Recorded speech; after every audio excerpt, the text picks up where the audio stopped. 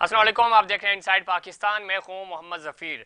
कौमी असम्बली इजलास अपोजिशन हुकूमत पर बरस पड़ी। अपोजिशन मिनी बजट का रास्ता रोकने के लिए और हुकूमत मंसूर करवाने के लिए पुरज़्म माजी के अयाश हुक्मरान और वज़ीर आज़म की साबिका हुकूमतों पर कड़ी तनकीद।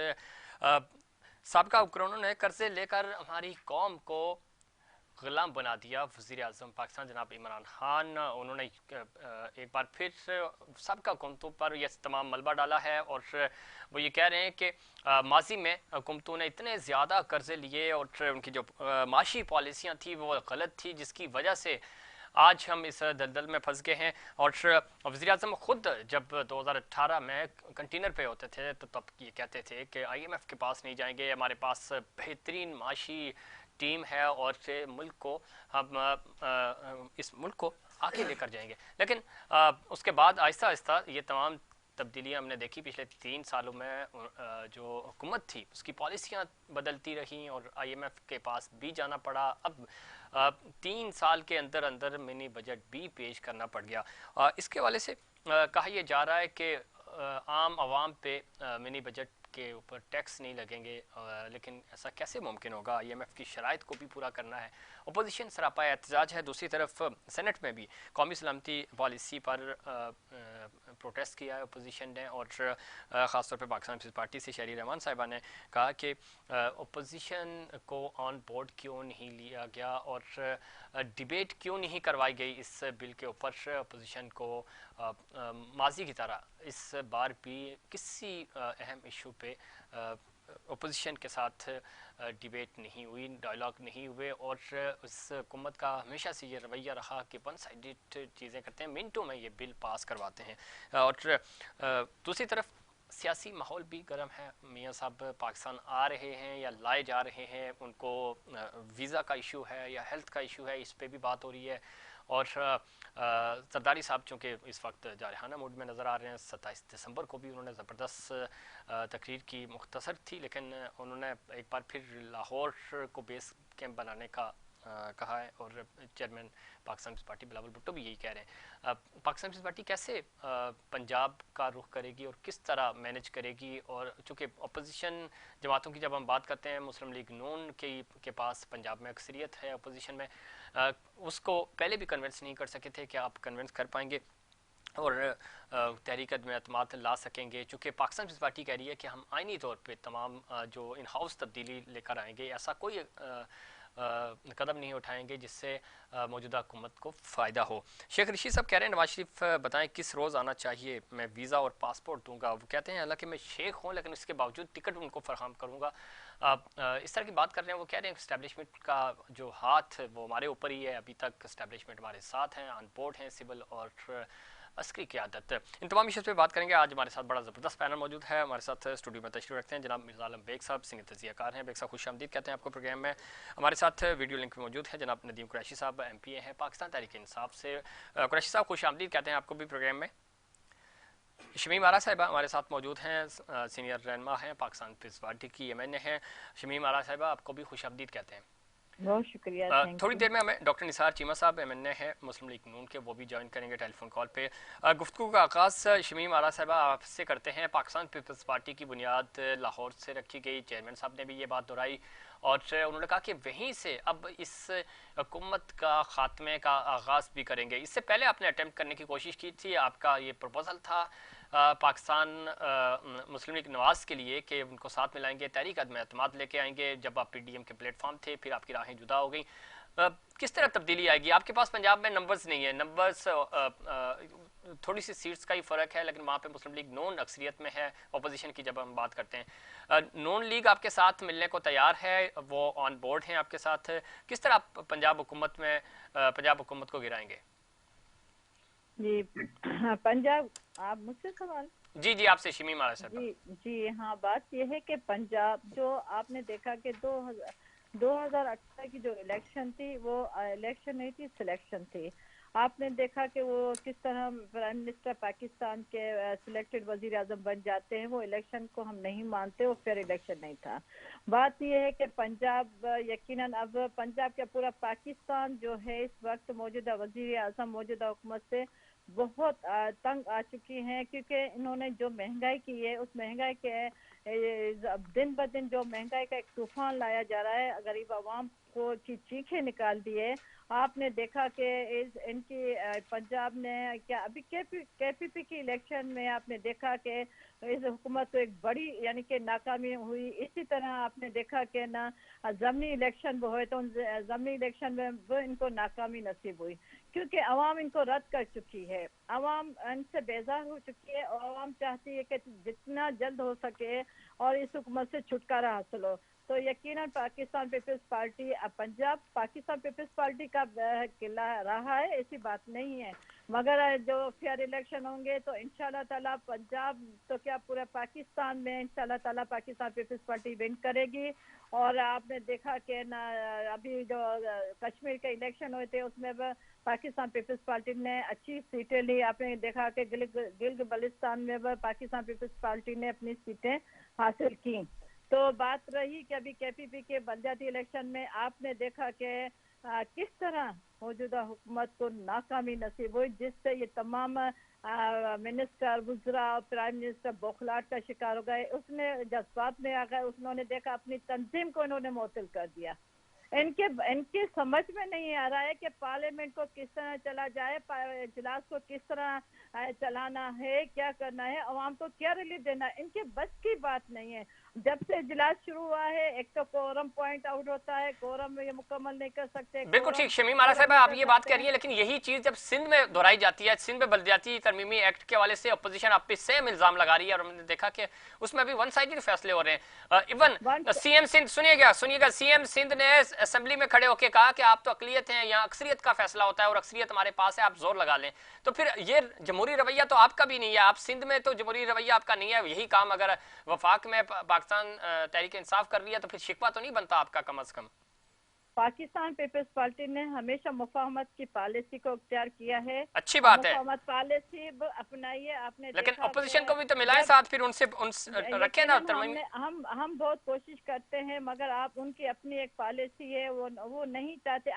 अगर आप देखें कि जो वफाक में सिंध के नुमाइंदे वफाक में बैठे हैं, आप मुझे बताएं कब उन्होंने असेंबली में उठकर अवाम के हकूक की बात की है, कब उठकर इन्होंने कहा कि आज बिजली महंगी हो गई है, कब इन्होंने उठकर पॉइंट आउट किया है कि आज गैस महंगी हो गई है। गैस महंगी होना तो दूर की बात है, गैस नहीं मिल रही है अवाम को, गैस के लिए घरों में गैस नहीं हो रही, क्या आम के चूल्हे बंद कर दिए, आम के चूल्हे बुझा दिए इन लोगों ने। किस नुमाइंदे ने उठकर, कराची के अगर कोई नुमाइंदा उठकर मुझे सिंध की नुमाइंदगी करे, सिंध के अवाम के, पाकिस्तान अवाम की तकालीफ को, सोनामी महंगाई को अगर पॉइंट आउट करे तो मैं मानूंगी कि ये लोग वाकई अपने वोटर से, अपने सूबे से, ठीक, अपने अवाम से ये ना मुखलिस है। ये मुखलिस नहीं है, ये जो एक क्या मैं इनको कहूँ कि बस आप जिस हुकूमत चले पूछ लेते ये उनके हैं। साथ, शमीम ये आरा उनके साहिबा, साथ आप लाइन बस पे रहें, एक पूछ लेते हैं। जी नदीम कुरैशी साहब ये कह रहे हैं कि हम तो मुफाहमत की सियासत करते हैं। सिंध असम्बली में तरमीमी बिल, बलदियाती तरमीमी बिल आया, उस पर डिबेट नहीं हुई, और उसके ऊपर यही चीज़ जब कौमी असम्बली में होती है तो वो कहते हैं कि पाकिस्तान तहरीक इंसाफ हमें ऑन बोर्ड नहीं लेती। पंजाब से ये आगाज़ कर रहे हैं तहरीक का, जहाँ से पाकिस्तान पीपल्स पार्टी का जन्म हुआ। आपको लगता है कि पंजाब में आपकी हुकूमत जो है वो इन हाउस तब्दीली लाने में कामयाब हो जाएगी अपोजिशन? कुरैशी साहब। बिस्मिल्लाह रहमान रहीम। जी जफीर, जो बात मैंने कहनी थी वो आपने खुद ही बात इनसे पूछ ली कि सिंध में इनके उसूल कुछ और है और बाकी पाकिस्तान में इनके उसूल कुछ और है। पहले तो मैं तब्दीली की बात कर दूं आपको। जी पंजाब में पीपल्स पार्टी को हम तो वेलकम करते हैं, तशरीफ लाएं, लेकिन सिंध में जो 13 साल से इनकी हुक्मरानी है, 13.5 साल से, उस सिंध की हुक्मरानी की जो अक्सबंदी पंजाब में हो रही है, और आप तो खुद कराची में बैठ के लाइव महसूस हो रहे हैं उससे, वो इंशाल्लाह इनको आने वाले दिनों में पंजाब में ये बताएगी कि पंजाब के लोग सिंध के गरीब हारी की तरह कमजोर नहीं है। यहाँ पथानेदार की, यहाँ वडेरे की, यहाँ जागीरदार की, यहाँ रसाकीर की सियासत नहीं होती। पंजाब के लोग पहले भी उन्होंने जमहूरियत के लिए वोट दिया, तब्दीली के लिए वोट दिया, और ये जो लसानियत के कार्ड इस्तेमाल करते हैं, सिंध कार्ड और दीगर कार्ड, उसको रिजेक्ट किया। मैं समझता हूँ पाकिस्तान तहरीक इंसाफ की गवर्नमेंट जितने भी ये चैलेंजेस हैं, महंगाई के अलावा मैं समझता हूँ कोई ऐसा चैलेंज नहीं है जिसको पाकिस्तान तरीके इंसाफ ने ओवरकम ना किया हो। महंगाई एक ऐसा एलिमेंट है जिसको मेरी राय में, चूंकि मैं ग्रास रूट लेवल का पॉलिटिकल वर्कर हूँ, प्रोपेगेशन ने ज्यादा बढ़ाया। इंटरनेशनल हालात भी अपनी जगह है, इंटरनेशनल मार्केट्स अपनी जगह है, और जो प्रोपेगेशन अपोजिशन ने की, इनके पास, इनको पता था कि हमारी करप्शन की बात उसी वक्त साइड पर होती है जब हम मौजूदा हुकूमत पर कोई इल्जाम आयद करें। आप तमाम चैनल्स पे बैठ जाएं, अभी जब कोविड था 1.5 साल पूरी कौम लॉकडाउन में थी, गरीब आदमी भूख से मर रहा था, शटर डाउन था, सिर्फ हुकूमत पाकिस्तान, रियासत पाकिस्तान अपने महदूद वसाइल के बावजूद लोगों की खिदमत के लिए आई हुई थी मैदान में। ये सारी अपोजिशन अंडरग्राउंड थी, ये सब लोग मौसमी लीडर है। जब मौसम जरा सर्द होता है, नर्म होता है, ये जर्सियां और सूट पहनकर मैदान में आ सकते हैं, तो ये मैदान में आ जाते हैं। जैसी अप्रैल मई की गर्मी आएगी, इन्होंने फिर से अपने एयर कंडीशन में बैठ जाना है।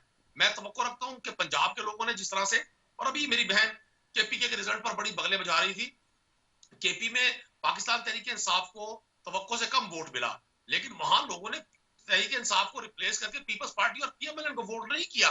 ये बड़ी हैरानी की बात है। तू कौन मैं खाम खा, बेगानी की शादी में अब्दुल्ला दीवाना।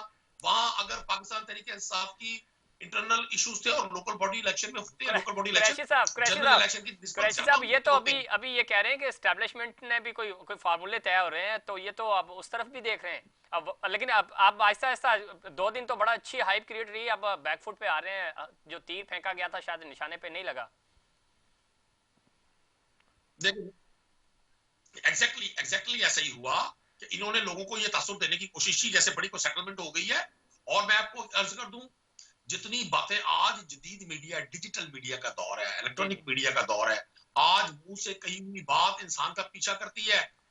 यही जरदारी साहब थे जो आज से कुछ अर्सा पहले कहते थे ईंट से ईंट बजा दूंगा, और फिर वो पता नहीं क्या चीज दबाकर मुल्क से गए, और बड़े अरसे के बाद उन्होंने आप खामोशी तोड़ी है। मैं समझता हूँ आज भी वक्त है सियासतदानों के पास, वो गवर्नमेंट साइड पर हो, वो अपोजिशन साइड पर हो, आज भी वक्त है सही मानों में अवाम की पॉलिटिक्स करें, सही मानों में अवाम को ताकत का चश्मा समझे, सही मानों में अवाम की फलाह की बात करे, सही मानों में अवाम को पाकिस्तान का निजात दहिंदा समझे। ये जब अवाम को आप सिर्फ वोट्स के लिए इस्तेमाल करते हैं, और उसके बाद आप ये जो महलाती साजिशें करते हैं, ये डे बाय डे। एक वक्त था पीपल्स पार्टी पंजाब में एक बहुत बड़ी पार्टी थी। जब बेनजीर भुट्टो 88 में पंजाब आई थी, लाहौर आई थी, तो उनका वो तारीखी इस्तकबाल आज भी तारीख के नकूश पर किसी डेमोक्रेटिक जद्दोजहद के लिए सुनहरी हरूफ से जाता है। लेकिन अब नौबत यहाँ ये है कि पीपल्स पार्टी को चंद हजार, चंद लाख खर्च करने पड़ते हैं, चंद हजार रुपए देने पड़ते हैं अपने वोटरों को वोट देने के लिए। खानेवाल में, लाहौर में जो वोट इन्होंने लिए, वो सब के सब वोट परचेज्ड वोट थे। मतलब ये टीवी पर बैठ के डेमोक्रेसी की बात करते हैं, ठीक है, अवाम की बात करते हैं। आपका पॉइंट आ गया कुरैशी साहब, आपका पॉइंट आ गया, की बात करते हैं, ठीक की बात करते हैं। मैं आऊंगा आपकी तरफ, शिमी महाराज साहब आपकी तरफ आऊंगा। मैं बेग साहब का पॉइंट ऑफ व्यू भी ले लूं। बेग साहब माशाल्लाह अवामी अंदाज में अवामी तजिए होते हैं। बेग साहब, हाथ फजल रहमान साहब के साथ भी हुआ था, हाथ की सियासत फिर आ गई। शेख रशीद साहब कह रहे हैं कि जी हमारे ऊपर अभी भी एस्टैब्लिशमेंट का हाथ है। समझते हैं एस्टैब्लिशमेंट ऑन बोर्ड है, हुकूमत और जो एस्टैब्लिशमेंट है एक पेज पे है, जिस तरह दावे किए जा रहे हैं, या जिस तरह जरदारी साहब ने फार्मूला वाला पॉइंट किया, फिर पीएमएलएन ने भी बड़े आनिया जानियाँ हुई उनकी लंदन में, और माहौल बना के शायद एस्टैब्लिशमेंट को किसी दूसरे ऑप्शन की तरफ जा रही है। बहुत शुक्रिया जफीर। सबसे पहले तो मैं इस बात की आवाम को मुबारकबाद दूंगा कि इस मुल्क के सियासतदान कम अज़ कम इतना सच बोलने लग गए हैं कि वो जानते हैं कि इस्टेब्लिशमेंट के बगैर वो हुकूमत में ना तो रह सकते हैं, ना हुकूमत का क़याम ला सकते हैं। शेख रशीद साहब का ये कहना कि जी हम भी अभी भी हाथ है, बेशक हाथ है, लेकिन इनको ये बताना चाहिए था कि हाथ की जगह चेंज हो गई है, नौयत चेंज हो गई है। अच्छा। आने वाले दिनों में यकीनन इसका वक्त तयन करेगा, ठीक है ना। और जिस तरह आपको ये भी आपने लोगों की बातें सुनी हैं, मैं इस हवाले से शेख रशीद साहब से एक सवाल करता हूँ कि जब आप माजी में हुकूमत में नहीं थे, अपोजिशन में थे, तब भी आप ये वावेला करते थे कि जी एस्टेब्लिशमेंट ने ये कर दिया, एस्टेब्लिशमेंट ने वो कर दिया, लेकिन जब आपसे सवाल किया जाता था कि यार एस्टेब्लिशमेंट का किरदार क्या है, तो आप उस बात को गोल कर जाते थे। तो मेरे ख्याल में कम से कम आवाम को इतनी दीदा दिलेरी से ये भी बता दें कि आप एस्टेब्लिशमेंट के साथ इधर आए हैं या एस्टेब्लिशमेंट के बगैर हैं। ठीक है, ये तो पॉइंट हो गया। महंगाई अगर यही हुकूमत में आ जाते हैं, जो कि पाकिस्तान सोसाइटी तो कह रही है कि कोई गैर आइनी इकदाम नहीं करेंगे, इनके पास क्या फार्मूला है, महंगाई कैसे कंट्रोल होगी? और आपको लगता है कि सिंध लेवल पे सिंध हुकूमत 18वीं तरमीम के बाद सूबा सिंध में कुछ बेहतर करने में कामयाब हुई, कम अज़ कम हेल्थ एजुकेशन इसमें आपको नज़र आ रहा है सिंध में?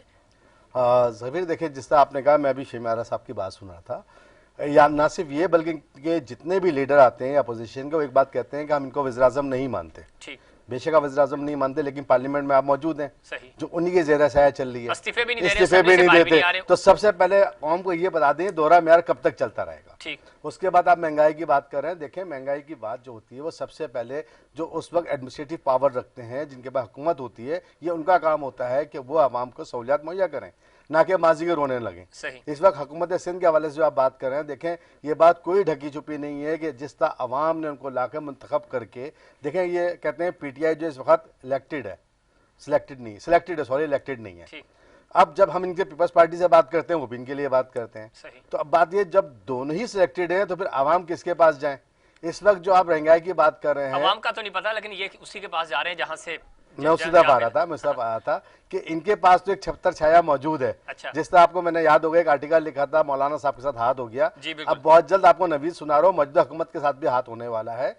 और लेकिन जो लोग आज इस बात का बगल बजा रहे हैं ना कि यार ये जो हुकूमत का हाथ हमारा होने वाला है, इसके सब मसले में हमें समरात मिलेंगे, ऐसा नहीं होगा। तो फिर किसको मिलेंगे? मुल्क के अंदर बिल्कुल एक नई तब्दीली आएगी और वो अनएक्सपेक्टेड लोग आएंगे जो मैं समझता हूँ कम अज़ कम माजी के हुक्मरानों को रोना नहीं रोएंगे, बल्कि वो मौजूदा हुकूमत को, मौजूदा हालत को सामना करते हुए हुकूमत इस्टेब्लिश करेंगे। बड़ी बात कर रहे हैं आपके न्याज सेटअप, जिसकी कुछ बातें हो भी रही हैं। डॉक्टर निसार चीमा साहब ने ज्वाइन किया, सीनियर रहनुमा है, MNA है पाकिस्तान मुस्लिम लीग नवाज के। डॉक्टर साहब खुश आमदीद कहते हैं आपको प्रोग्राम में।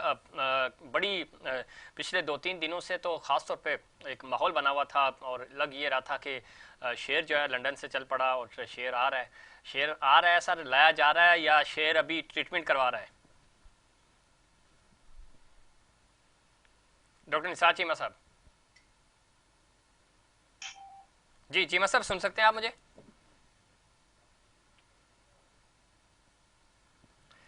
शमीम आरा साहब, आपने गुफ्तगू सुनी नदीम कुरैशी साहब की भी और मिर्जा आलम बेग साहब की भी, आप रिस्पॉन्ड करना चाह रही थी कुरैशी साहब की गुफ्तगू पे?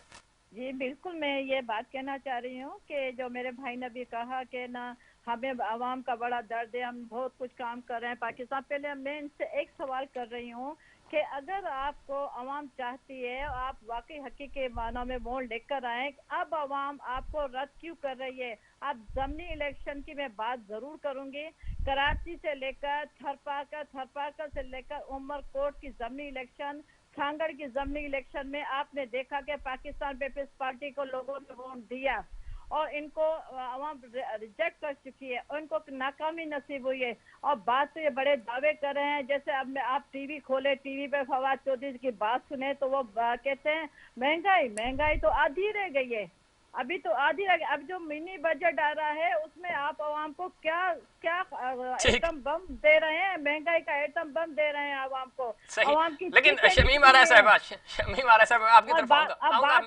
चीमा साहब ने मुझे ज्वाइन किया। डॉक्टर निसार चीमा साहब खुश आमदीद कहते हैं आपको प्रोग्राम में, आवाज अब तक पहुंच नहीं रही थी, अब आवाज आ रही है आपको? सर डॉक्टर साहब जी डॉक्टर साहब, बड़ी धूम मची हुई थी। जी बिल्कुल आ रही है डॉक्टर साहब, बड़ी धूम आवाज आ रही है। शमीम आरा साहब, मैं डॉक्टर निसार चीमा साहब से पॉइंट ऑफ व्यू ले लूं फिर आपकी तरफ आऊंगा। डॉक्टर निसार चीमा साहब, मुझे ये बताइएगा, बड़ी धूम मची हुई थी कि शेर आ रहा है, अब ये कहा जा रहा है कि शेर को लाया जा रहा है। शेख रशीद साहब ये कह रहे हैं कि मैं शेख होने के बावजूद अपनी जेब से टिकट दूंगा, पासपोर्ट भी बनवा के दूंगा, आए वापस आए, हम वेलकम करेंगे, जेलें आपका इंतजार कर रही हैं।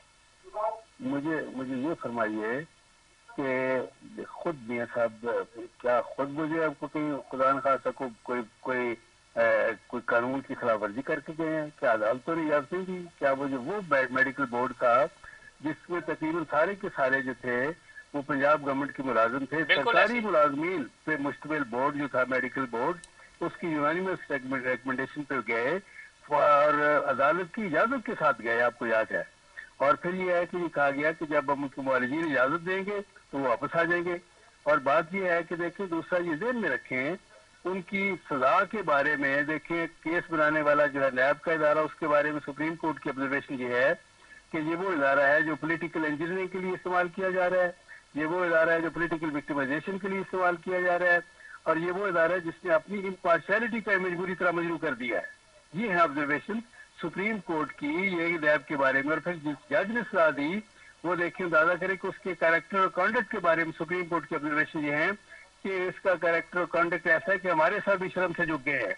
और इस तरह का देखें, और बुनियाद क्या बनाई, एक इस तरह का मज का खेल, यानी कि उसको ग्राउंड बनाई गई कि अपने बेटे से जो तनख्वाह लेनी थी वो उसका इलाज नहीं हुआ। बात यह है कि कमजोर से केस में एक कमजोर सी बुनियाद पे एक मशकूक किरदार के जज ने जो सजा दी उसकी कानूनी और अखलाकी हैसियत क्या रह जाती है। ठीक है चीमा साहब, लेकिन ये पॉइंट ऑफ व्यू आ गया। लेकिन ये जो कहा ये जा रहा था कुछ एस्टेब्लिशमेंट से आपके राब्ते हो रहे हैं, आपकी बातें हो रही हैं, तो वो तो आहिस्ता आहिस्ता ये हाइप जो है वो बिल्कुल खत्म हो गई। क्या वजह, मतलब वो जो राब्तों में कमी क्यों आ गई?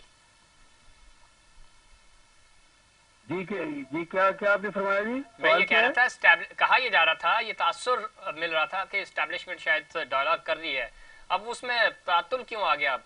ये नहीं देखिए, हमारे राब्ते जो है अवाम के साथ हैं, हमारा जो है भरोसा अल्लाह ताला की रात पे है ना करें सर। ये है कि हम अवाम की ताकत के साथ इंशाल्लाह, ये है कि पहले भी आए हैं अब भी आएंगे अवाम के। अब ये देखिए करोड़ों लोगों के दिलों में नवाज शरीफ बसता है, अवाम की ताईद और हमायत के साथ इंशाल्लाह दोबारा हम हुकूमत में आएंगे। चले इसी बात पे आपने बात ऐसी कर दी, मुझे ब्रेक का कहा जा रहा है। ब्रेक के बाद फिर हम आपसे मजीद बात करेंगे और जानेंगे कि अवाम की दिलों में अभी भी शेर धड़क रहा है यानी। और चूंकि इस वक्त इस्लामाबाद का मौसम तो बड़ा सर्द है, अच्छा मौसम है, लेकिन वहाँ पे पॉलिटिकल जो टेम्परेचर है वो बड़ा पीक पकड़ रहा है। और क्या वजह है? मिनी बजट भी आ रहा है और उस बजट को रोकने के लिए अपोजिशन सरदर्द की बाजी लगा रही है। लेकिन हमने देखा कि माजी में जब भी इस तरह की कोई बात होती है, आप पाकिस्तान तहरीक इंसाफ के इत्तेहादी भी मान रहे हैं कि हम आपको वोट देंगे, थोड़ी सी बारगेनिंग ज़रूर होती है, प्रेशर बिल्ड करते हैं हुकूमत पे, लेकिन फाइनली होता यही है कि वो वोट दे के हुकूमत को फेवर कर देते हैं। इत्तेहादी हों या अपोजिशन हो, सारे खामोश क्यों हो जाते हैं? इस पर बात करेंगे, लेकिन उससे पहले कमर्शियल ब्रेक।